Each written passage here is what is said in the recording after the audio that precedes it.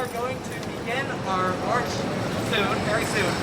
So what we're going to... We've shown up here today in Westlake Center in Seattle to protest Microsoft's Build conference, which is the biggest conference that they throw every year. Microsoft thinks that they can continue business as usual while they are complicit in a genocide.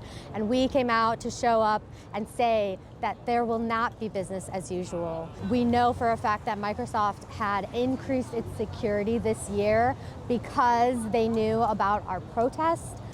They had new security checkpoints, body scans, bag checks, these barricades all around the building.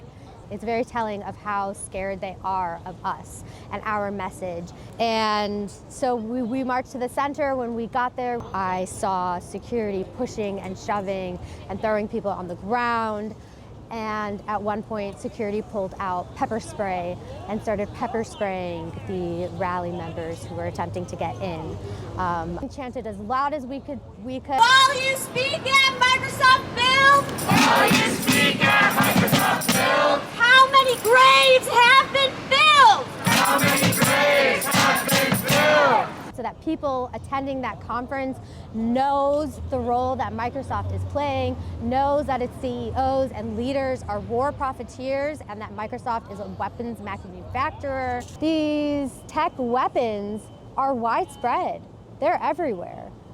They are being used to further these colonial and fascist projects. They're not being used to further humanity. It's not what they're promoting at Microsoft Build of, oh, our work life is going to be so much easier and our personal lives are going to be so much easier. No, they are developing digital weapons. They are an extension of the military-industrial complex. And all these companies are complicit. And it's so, so, so dire, not just for Microsoft workers, but Google workers, Amazon workers, Palantir workers, all tech workers demand that these tech companies divest and disclose their ties to these militaries around the world. And it's time for the general public to open their eyes and understand what tech really is and how these tech CEOs that we've all worshipped and idolized for decades, they're all war profiteers. They're all war criminals. We see more and more workers speaking up internally at Microsoft. We see more and more people trying to join our own campaign. We see more and more people flooding comments on social media of Microsoft. And it's working. It is working. Microsoft, that's why they responded with violence today. That's why they responded with extra security today. That's why they shut down the comment section on their live stream of Microsoft Build. They know that our movement is growing. They are feeling the pressure. I've been a firmware engineer at Microsoft for 4 years now.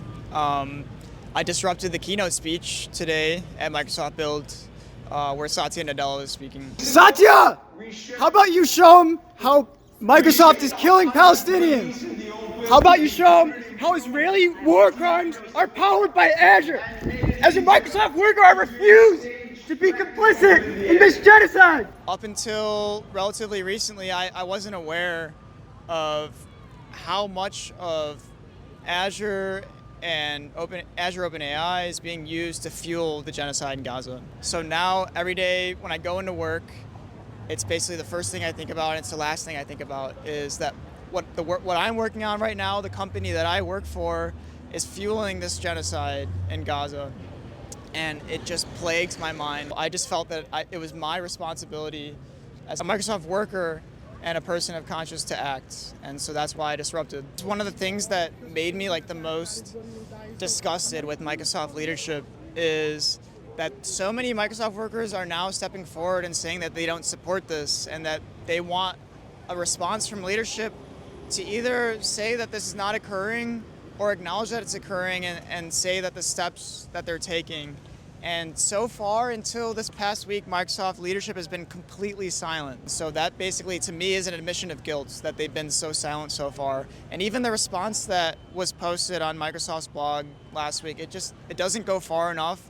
They admit that they're complicit, and they try to whitewash it and make it seem like there's no wrongdoing. But we all know the truth. Microsoft Azure products are sold to Israel and Israel commits war crimes, Microsoft is fueling these war crimes, and that's not okay. You can definitely see discourse both within the company and like on social media completely changing. You go on Microsoft's Instagram, you see a lot of comments from random people that are fed up with the fact that the money that they're paying as a customer is going towards war crimes. You know, people overwhelmingly agree that Microsoft should cut ties with Israel, or at the very least, it should be super transparent about what our ties with Israel actually are. So I definitely think that the movement is only going to get bigger, and if Microsoft continues to not respond, the public is increasingly turning against it. Its image will fall into disrepair.